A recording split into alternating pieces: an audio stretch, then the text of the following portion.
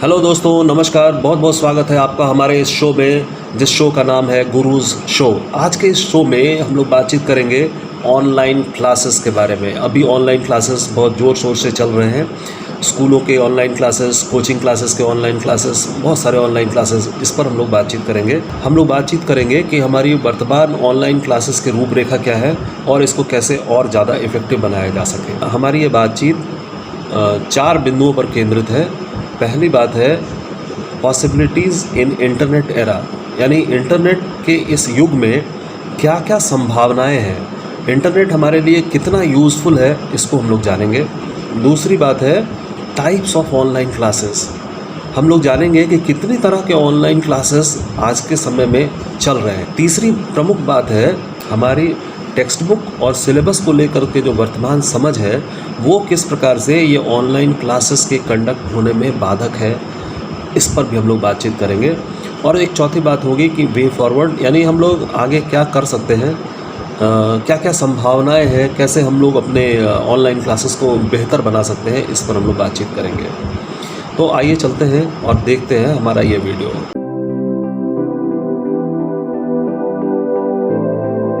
सबसे पहले हम लोग बातचीत करते हैं कि ये इंटरनेट की पॉसिबिलिटीज़ क्या है, इंटरनेट के अंदर संभावनाएं क्या है। यहाँ अगर हम देखें तो हमारे पास जो रिसोर्सेज है वो बहुत बड़ा रिसोर्स बैंक हमारे पास अवेलेबल है। ये रिसोर्स बैंक किस तरीके का है, ये डॉक्यूमेंट के फॉर्म में है। डॉक्यूमेंट अगेन वर्ड फॉर्मेट में हो सकता है, PDF फॉर्मेट में हो सकता है, पावर पॉइंट प्रेजेंटेशन के फॉर्मेट में हो सकता है। इसके अलावा पिक्चर्स अवेलेबल है, ऑडियो अवेलेबल है, वीडियो अवेलेबल है, इंटरैक्टिव मटेरियल अवेलेबल है, एनिमेशन अवेलेबल है, ग्राफिक्स अवेलेबल है और एप्लीकेशन अवेलेबल है। तो इस तरह से बहुत सारी चीज़ें हमारे पास अवेलेबल है। इन चीज़ों का इस्तेमाल हम अपने पढ़ाई लिखाई में बखूबी कर सकते हैं। दूसरी जो बहुत इम्पॉर्टेंट चीज़ है वो है 3D क्लैरिटी।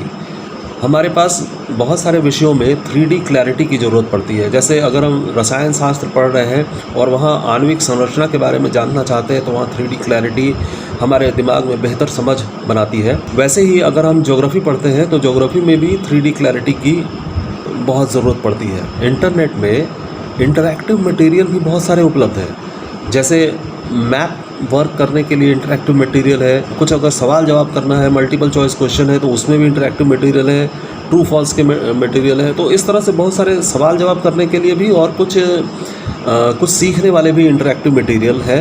तो उन इंटरैक्टिव मटेरियल्स का भी इस्तेमाल किया जा सकता है। इंटरनेट में सर्वे फॉर्म्स भी अवेलेबल हैं। न केवल वो सर्वे करता है बल्कि वो सर्वे का एनालिसिस भी देता है।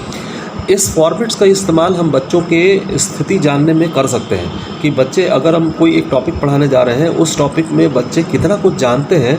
अगर हम इस गूगल फॉर्मेट का यूज़ करें या इस तरह के जो दूसरे इंटरैक्टिव फॉर्मेट्स हैं, अगर हम उनको यूज़ करें तो उसके माध्यम से हम ये जान सकेंगे कि बच्चों की वर्तमान स्थिति क्या है। उसी के हिसाब से हम अपनी पढ़ाई लिखाई प्रोसेस और जो कुछ भी हम बच्चों के साथ साझा करेंगे उसके बारे में हम अपनी समझ बना सकते हैं कि उस मटेरियल का स्टैंडर्ड लेवल क्या होना चाहिए। इंटरनेट के माध्यम से हमें डायनेमिक मटेरियल भी अवेलेबल होता है। डायनेमिक मटेरियल कहने का मतलब, अगर वो मूविंग मटेरियल हमारे पास अभी वर्तमान में क्या है, हमारे पास कुछ टेक्स्ट बुक है। टेक्स्ट बुक में जो मटेरियल है वो बहुत स्टेशनरी है और वो हमारा ध्यान भी खींच पाने में सफल नहीं होता है। जबकि जब मूविंग मटेरियल जो है हमारे पास, डायनेमिक मटेरियल जो है, हम उनका अगर इस्तेमाल करें तो बच्चों का ध्यान उस ओर ज़्यादा आकर्षित होगा, बच्चे ज़्यादा कुछ सीखेंगे। हमारे टेक्स्ट बुक में जो पिक्चर की क्वालिटी है वो कई बार अच्छी नहीं होती है और जो टेक्स्ट बुक का जो स्पेस का लिमिटेशन है उसके कारण बहुत ही कम फ़ोटोग्राफ्स भी वहाँ पर रहते हैं। तो अगर आप इंटरनेट स्पेस का यूज़ करते हैं तो वहाँ किसी भी विषय को लेकर के बहुत तरह के इमेजेस हैं और उन इमेजेस को आप देख करके अपनी समझ को और अच्छा कर सकते हैं। अच्छा, यहाँ पर जो रिसोर्सेज हैं वो भारी मात्रा में है। जो टीचर्स क्लास ले रहे हैं उनके भी रिसोर्सेज हैं, जो मटेरियल अवेलेबल है उसके भी रिसोर्सेज हैं, जो कोर्स है उनके भी रिसोर्सेज हैं। तो बहुत तरह के रिसोर्सेज अवेलेबल हैं और हमारे पास ये चॉइस है कि हम जो बेस्ट मटेरियल है उसको हम चुन सकें। तो जहाँ ऑलरेडी सब कुछ किया हुआ है वहाँ दोबारा से कुआं खोदने की ज़रूरत नहीं है। वो पहिया वहाँ पर है, पहिया के दोबारा आविष्कार करने की ज़रूरत नहीं है। यहाँ इंटरनेट पर एक और ख़ासियत ये है कि बच्चे अपनी स्पीड से सीख सकते हैं। ये ज़रूरी नहीं है कि क्लास 6 का बच्चा क्लास 6 का ही कंटेंट पढ़े। अगर उसको 5 का कंटेंट नहीं आता तो वो 5 का भी पढ़ सकता है, और अगर उसको जानने की इच्छा अगर ज़्यादा है तो वो 7 से लेकर 10, 11, 12 किसी भी क्लास का कुछ भी सीख सकता है। तो ये एक एडेड बेनिफिट है इंटरनेट के मामले। इंटरनेट से इंडिविजुअल लेवल लर्निंग भी पॉसिबल है। एक व्यक्ति खुद से सीख सकता है, वो जिस भी स्पीड से चाहे वो सीख सकता है, वो जो चाहे वो सीख सकता है। तो ये भी एक बड़ी खासियत है इंटरनेट की, हमें इस चीज़ को भी ध्यान में रखना है। कई मामलों में रियल टाइम डेटा भी अवेलेबल है। रियल टाइम डेटा को देखना, महसूस करना बहुत ही रोमांचक है। जैसे एक विंडी ऐप है, अगर उस ऐप को आप देखें तो आपको पता चलेगा कि आपके वर्तमान में आप जहां रह रहे हैं वहां हवा किस तरफ से आ रही है और वेदर कंडीशंस क्या है, ये आपको उस ऐप से पता चलेगा। आप दुनिया के किसी भी कोने के बारे में आप जान सकते हैं। रियल टाइम डेटा का अवेलेबल होना भी एक अच्छी बात है, इसका भी इस्तेमाल हम अपनी पढ़ाई लिखाई में कर सकते हैं। अगर आप इंटरनेट का इस्तेमाल ठीक तरीके से करते हैं तो चाइल्ड सेंटर्ड लर्निंग संभव है। अब हम लोग दूसरे भाग पर आते हैं जहां पर हम चर्चा करेंगे कि कितने तरह के ऑनलाइन क्लासेस अभी चल रहे हैं। एक जो ऑनलाइन क्लास जो चल रहा है वो है लाइव होकर, आप फेसबुक में या यूट्यूब में लाइव होकर के क्लास कंडक्ट कर सकते हैं, अपने क्लास बच्चों को लाइव होकर के पढ़ा सकते हैं। दूसरा एक तरीका है जिसमें आप ऑडियो या वीडियो रिकॉर्ड कर लें और रिकॉर्ड करके ईमेल या सोशल शेयरिंग के माध्यम से आप बच्चों तक उसको पहुंचा दें। एक तीसरा है कि पीपीटी बनाएं, पीपीटी पर वॉइस ओवर दें और उसको बच्चों तक पहुंचाएं। बच्चों को पहुंचाने का माध्यम वही है, आप ईमेल से पहुंचाएं या सोशल शेयरिंग का जो व्हाट्सएप इत्यादि जो माध्यम है, आप इसके द्वारा भी पहुंचा सकते हैं। इसके अलावा एक चौथी तरकीब भी जो अभी इस्तेमाल की जा रही है वो है दूरदर्शन के माध्यम से। हालांकि दूरदर्शन पहले भी प्रोग्राम चलाया करता था, लेकिन अभी जो स्पेशल इनिशिएटिव ये लिया गया है कि पूरे दिन भर में क्लास वाइज टाइम स्लॉट निर्धारित करके उस क्लास के हिसाब से कुछ कंटेंट एयर किया जा रहा है, ताकि बच्चे उस समय में टीवी देखें और टीवी के माध्यम से सीखें। ये जो वर्तमान ऑनलाइन क्लासेस चल रहे हैं उनके जो सीखने के जो प्लेटफॉर्म्स हैं वो क्या है, या तो वो जूम यूज़ कर रहे हैं, या मीटअप यूज़ कर रहे हैं, या वो ईमेल का यूज़ कर रहे हैं, या किसी और टेलीग्राम आदि साइट्स का इस्तेमाल कर रहे हैं। और ये प्रोसेस क्या है, टीचर्स या तो लाइव हो जाए या आप प्री रिकॉर्डेड मटेरियल को जब बच्चों से शेयर करते हैं। ज़्यादातर मामलों में जो टेक्स्ट बुक में जो लेसन है उसको पढ़ते हैं और उसके बाद हम लोग क्वेश्चन आंसर करते हैं।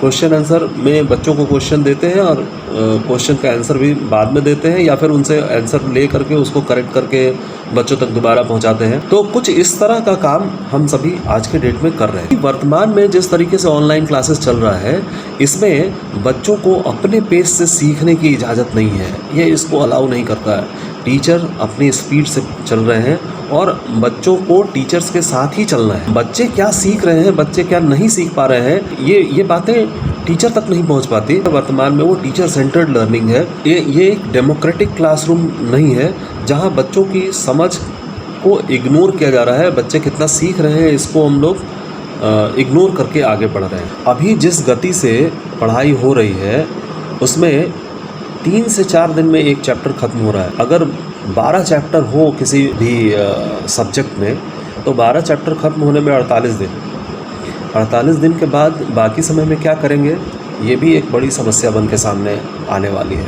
इन सब के अलावा कुछ प्री डिज़ाइंड कोर्सेज भी हैं, जैसे बैजू, वेदांतो, खान्स एकेडमी, क्लासमेट्स। कुछ और भी प्री डिज़ाइंड कोर्सेज हैं जहाँ पर क्लासेस के हिसाब से कंटेंट तय कर दिए गए हैं और उन कंटेंट पर क्लासेस डिज़ाइन कर दिए गए हैं। ये क्लासेस प्री लोडेड है, जब आप इनमें जाएंगे तो आप प्री लोडेड क्लासेस को भी देख सकते हैं। कई बार वो लाइव क्लासेस भी ऑर्गेनाइज करते हैं। इसके साथ साथ वो क्वेश्चन आंसर भी देते हैं इंटरेक्टिव तरीके से। अगर आप उस क्वेश्चन आंसर को पूरा करेंगे तो आपको कुछ क्रेडिट पॉइंट्स देते हुए भी वो आगे बढ़ाते हैं। कुछ इस तरह के भी प्रयोग हो रहे हैं और ये है हमारे ऑनलाइन क्लासेस जिस तरीके से चल रहा है और जो कुछ भी चल रहा है उसके बारे में हमारी समझदारी है। और अब एक और बात जो बहुत ही महत्वपूर्ण है वो है कि क्या हमारी जो समझदारी है सिलेबस और टेक्स्ट बुक को लेकर के, क्या वो हमारे पढ़ाई लिखाई में बाधक है। टेक्स्ट बुक में कई बार हम केवल टेक्स्ट पढ़ाते हैं। टेक्स्ट पढ़ाने के कारण कंटेंट या जो पढ़ाने से लेकर के जो हमारी अपेक्षाएं हैं वो कहीं पीछे छूट जाती हैं। हम उनको देख नहीं पाते हैं और उनको नहीं देख पाने के कारण बच्चे केवल टेक्स्ट पढ़ते हैं, सीखते कुछ भी नहीं है। पिछले कई सालों से, कम से कम बिहार के बारे में मैं कह सकता हूँ, जो टीचर्स यूनियन है उन्होंने सिलेबस का मतलब ही बिगाड़ के रखा है। उन्होंने पाठ को महीनों में बांट दिया है और जिसे ही वो सिलेबस कहते हैं। और उनकी ये सोच ही, कई बार जब हम कुछ और काम सोचते हैं या कुछ और काम करना चाहते हैं तो उनको लगता है कि हम सिलेबस से पीछे हो रहे हैं, ये हम सिलेबस पूरा नहीं कर पाएंगे। इस तरह की भावना शिक्षकों के अंदर आ जाती है।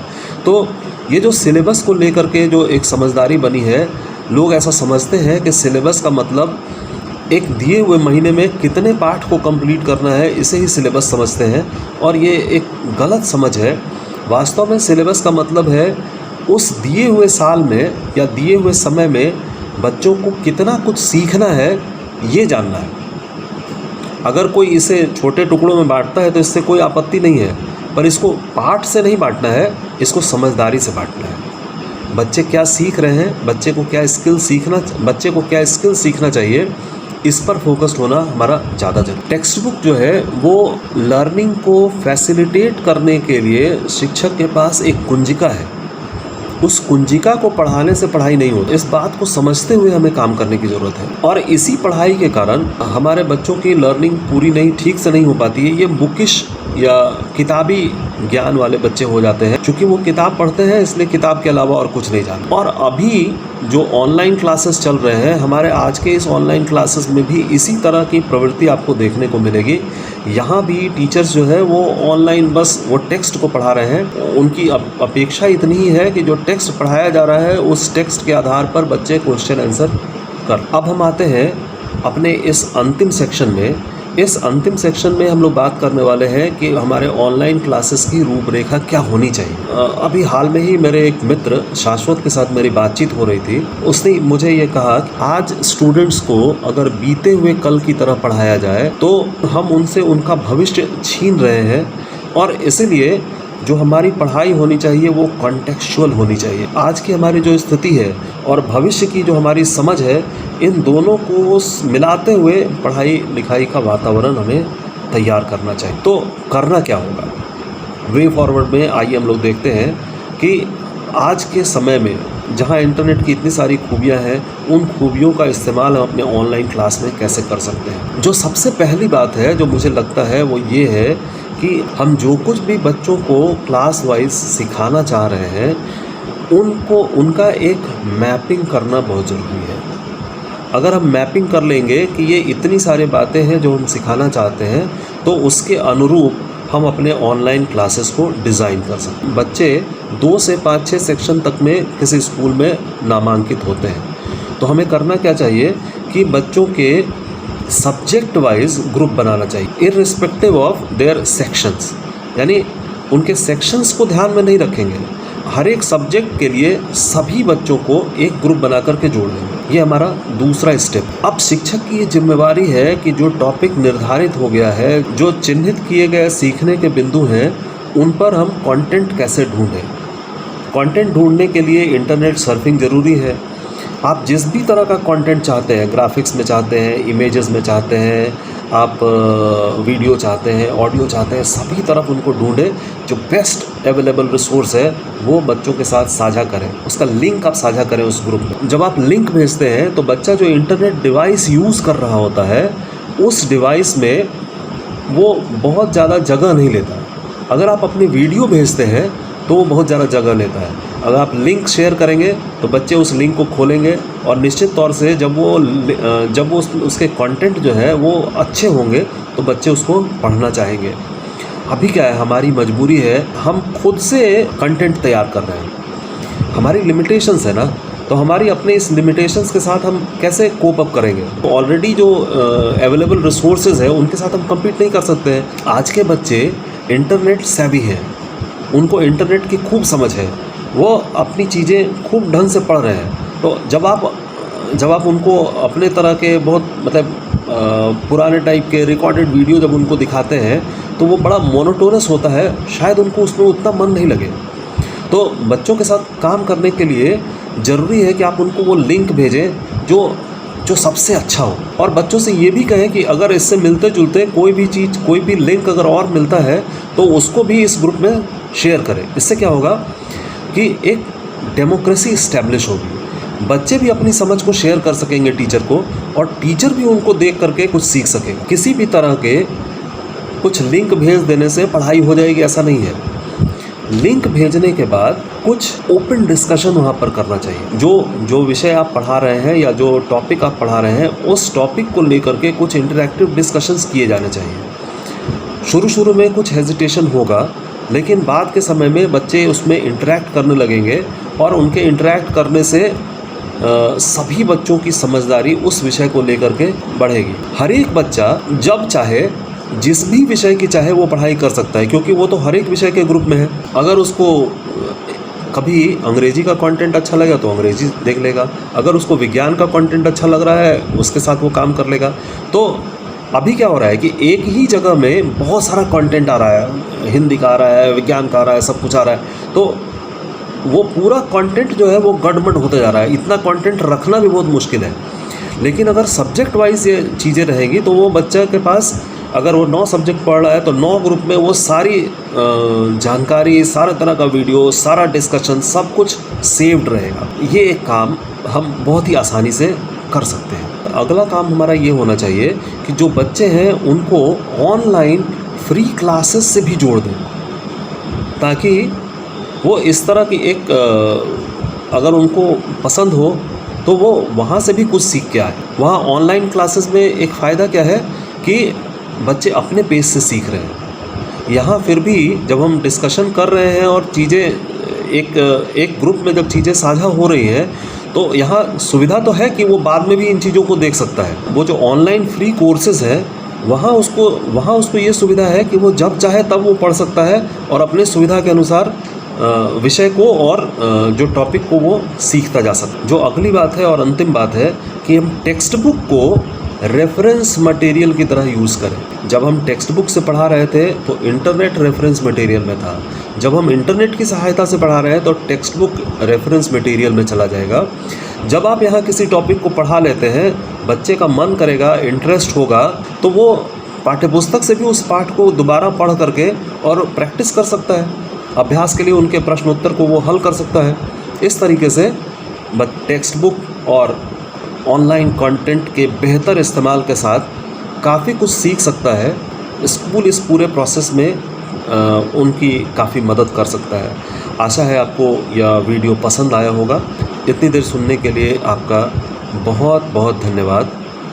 मैं चाहूँगा अगर कोई स्कूल इस विषय पर काम करना चाहे तो मुझे खुशी होगी उनके साथ इस काम में शामिल होने। तो मेरा एड्रेस मेरे संबोधन के बाद आएगा, आप कृपया उसे देखें, ज़रूरत पड़े तो मुझे याद करें।